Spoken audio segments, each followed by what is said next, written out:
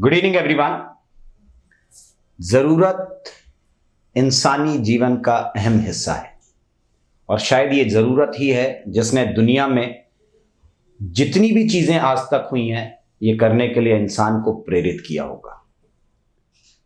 जरूरत दो तरीके की होती है, जिसे बहुत पहले 70 के दशक में एक बहुत बड़े साइकोलॉजिस्ट थे अब्राहम मास्लो, उन्होंने अपनी हायरार्की ऑफ नीड में जिक्र किया था इस बात का।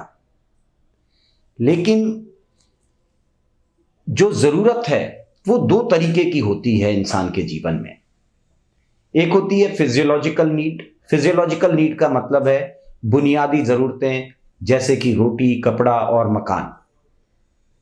इसके अलावा साइकोलॉजिकल नीड, जो कि इंसान को बहुत हद तक प्रेरित करती है बड़े काम करने के लिए, ट्रांसफॉर्मेशंस लाने के लिए लाइफ में। और जब इंसान अपने जीवन में बदलाव लाना चाहता है, जब इंसान कुछ पाने की इच्छा रखता है, या जो लोग सर्विस सिलेक्शन बोर्ड के लिए अपीयर होते हैं, ये सब साइकोलॉजिकल नीड की वजह से हो रहा है।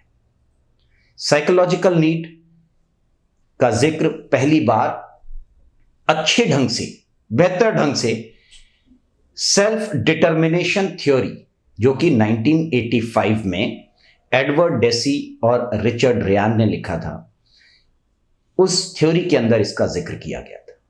इस थ्योरी के मुताबिक अगर किसी व्यक्ति की साइकोलॉजिकल नीड्स सेटिस्फाइड नहीं होती हैं तो फिर उनके मोटिवेशन और उनके जो वेलबींग होती है, उनके जो मेंटल हेल्थ होती है, उस पर बहुत बड़ा प्रभाव डालती है।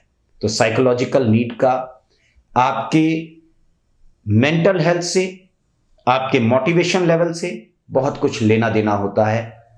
आपकी जो नीड्स हैं, साइकोलॉजिकल नीड्स, खास करके जो सर्विस सिलेक्शन बोर्ड के दौरान जब आप टीएटी में कहानियां लिखते हैं, उन कहानियों में बड़े आसानी से झलक जाती हैं। थीमेटिक अपरसेप्शन टेस्ट, जो कि आपके अनकॉन्शियस माइंड इमेजिनेशंस का टेस्ट है, वहां पर ये जरूरतें बहुत खुल करके सामने आ जाती हैं। और शायद यही वजह है कि बहुत सारे कैंडिडेट अच्छी अच्छी कहानियां लिखने की कोशिश में अपने बुनियाद से बहुत दूर दिखाई देती हैं। आज इस वीडियो में साइकोलॉजिकल नीड्स को थोड़ा और अच्छे से समझने की कोशिश करेंगे। क्या है ये साइकोलॉजिकल नीड्स? देखिए, 5 तरीके की साइकोलॉजिकल नीड्स इंसान कैरी करता है अपने जीवन में। सबसे पहली चीज होती है आपके साइकोलॉजिकल नीड में ऑटोनॉमी। ऑटोनॉमी का मतलब होता है कि आप अपने आप को कितना नियंत्रण में रखते हैं। आप अपनी इच्छाएं, आपके एक्शंस, आपकी पसंद, आपके नापसंद पर आपकी कितनी कंट्रोल रहता है, आप कितना उसको नियंत्रण में रखने की इच्छा रखते हैं या कितना नियंत्रण में रखते हैं। तो autonomy is first psychological need. Second is competence. Competence मतलब जैसे हम किसी से कॉम्पिटिट करते हैं, तो कॉम्पिटेंस एक फिर साइकोलॉजिकल नीड होती है। और इसमें क्या है कि जब आप दूसरों से कॉम्पिटिट करते हैं तो आप अपने आप को प्रभावी साबित करने की कोशिश करते हैं, आप अपने आप को इफेक्टिव रखने की कोशिश करते हैं। इसके अलावा उस पूरी एक्टिविटी के दौरान जो आप करना चाहते हैं, जो एक्टिविटीज आप परफॉर्म कर रहे हैं, उन एक्टिविटीज को अपने कंट्रोल में रखने की कोशिश करते हैं। ये जो इच्छाएं होती हैं इंसान की, ये है कॉम्पिटेंस। एक और चीज यहां पर सामने आती है कि जब आपको लोगों से पॉजिटिव फीडबैक्स मिलते हैं तो आपके जो कॉम्पिटेंस है, ये कॉम्पिटेंस लेवल बढ़ता है हमेशा। तो जब भी आप काम करें, तो जब आपको छोटे छोटे पॉजिटिव फीडबैक्स मिलते हैं, आपका जो कॉम्पिटेंस लेवल है वो हमेशा ऊपर जाता है। इंट्रिंसिक मोटिवेशन आपका बढ़ता है। और इसके लिए कहा जाता है कि जब आप गोल तय किया करें लाइफ के अंदर, तो उसको कहते हैं स्मार्ट गोल, SMART। स्मार्ट का मतलब हुआ S स्टैंड्स फॉर स्पेसिफिक, एक निश्चित गोल तय करें अपने जीवन में। M स्टैंड्स फॉर मेजरेबल, उसको पहले उसका आकलन कर लें कि ये गोल क्या है। A स्टैंड्स फॉर अचीवेबल, ऐसे गोल अपने जीवन में ना बनाएं जो आप की पहुंच से बहुत दूर हैं, क्योंकि जब आपके गोल अचीवेबल नहीं रहते हैं तो आपके अंदर डिमोटिवेशन बहुत जल्दी आ जाता है। R stands for reachable, आपकी पहुंच में हो, and T stands for time bound।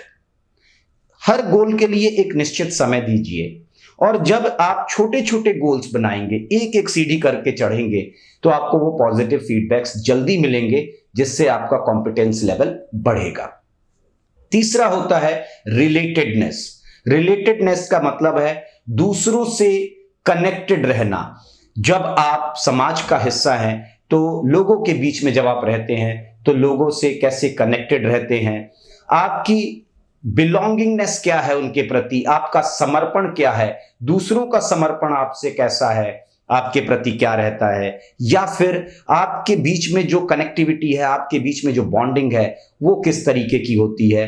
ये रिलेटेडनेस तीसरी साइकोलॉजिकल नीड है इंसान की। चौथी साइकोलॉजिकल नीड है कॉग्निशन। कॉग्निशन का मतलब है कि जब हम समाज में रह रहे हैं तो बाहरी दुनिया को, समाज को, वातावरण को, माहौल को हम कैसे समझते हैं, इसकी समझने की जो इच्छा हमारे मन में होती है, ये कॉग्निशन कहलाती है। और इसके लिए बहुत जरूरी है कि आप हमेशा किताबों में उलझे ना रहें। किताबों के बाहर की एक दुनिया है। ये खास करके मैं उन स्टूडेंट्स के लिए कह रहा हूं जो पढ़ाई में बहुत ज्यादा ध्यान देते हैं लेकिन बाहरी एक्टिविटीज में बिल्कुल इन्वॉल्व नहीं रहते हैं, तो उनका कॉग्निशन बिल्ट नहीं हो पाता है, और ये आपके साइकोलॉजिकल नीड्स को प्रभावित करता है कहीं ना कहीं। पांचवी और अंतिम साइकोलॉजिकल नीड होती है आपकी अचीवमेंट।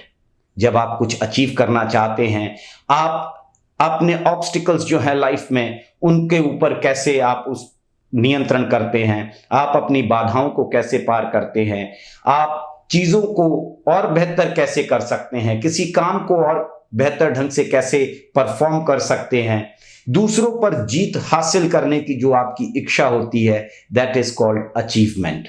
ये 5 साइकोलॉजिकल नीड्स इंसान अपने जीवन में कैरी करता है।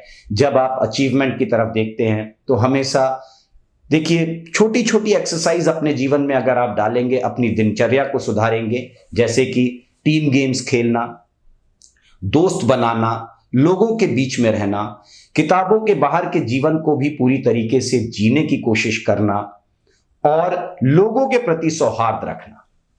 जब इन सब चीजों में आप रोज जीने लग जाएंगे तो आपकी साइकोलॉजिकल नीड्स फुलफिल होने लग जाती हैं, और जब आपकी साइकोलॉजिकल नीड्स फुलफिल होने लग जाएंगी तो आपका मोटिवेशन लेवल अपने आप बढ़ेगा, आपके मेंटल हेल्थ ठीक रहेगी, और सर्विस सिलेक्शन बोर्ड में आकर के जो ये परेशानियां आपके लिए खड़ी होती हैं साइकोलॉजिकल टेस्ट में या ग्रुप बिहेवियर में, इनसे बहुत ऊपर उठ जाएंगे।